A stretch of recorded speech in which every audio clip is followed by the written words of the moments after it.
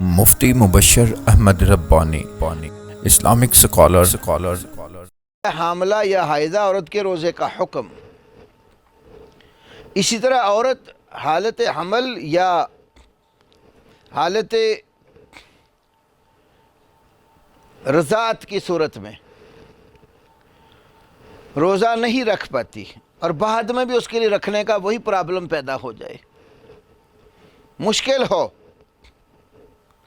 تو اس کو بھی وَعَلَى الَّذِينَ يُطِيقُونَ فِدْيَةٌ طعام مسکین میں اسلاف نے شمار کیا۔ خصوصاً امام ابن کثیر رحمہ اللہ نے اپنی تفسیر میں اسی آیت کریمہ کی تفسیر میں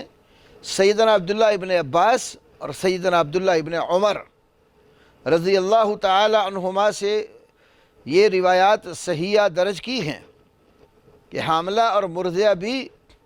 جو رضاعت اور حمل کی وجہ سے روزہ رکھنے کی ہمت نہ پاتی ہو تو وہ فدیہ دے دے۔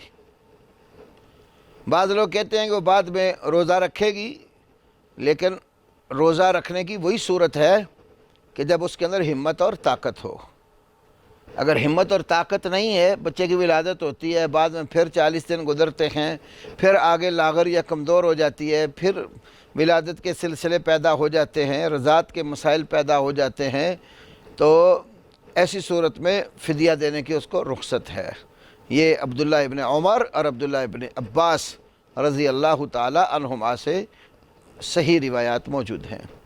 اور شیخ البانی رحمہ اللہ کے تلامذہ میں سے شیخ الحسن الحلبی اور شیخ سلیم بن عید الہلالی کے اشتراک سے جو کتاب چھپی ہے صفات و صوم النبی صلی اللہ علیہ وسلم، اس کے اندر بھی اس کی یہی ڈیٹیل اور تفصیل موجود ہے۔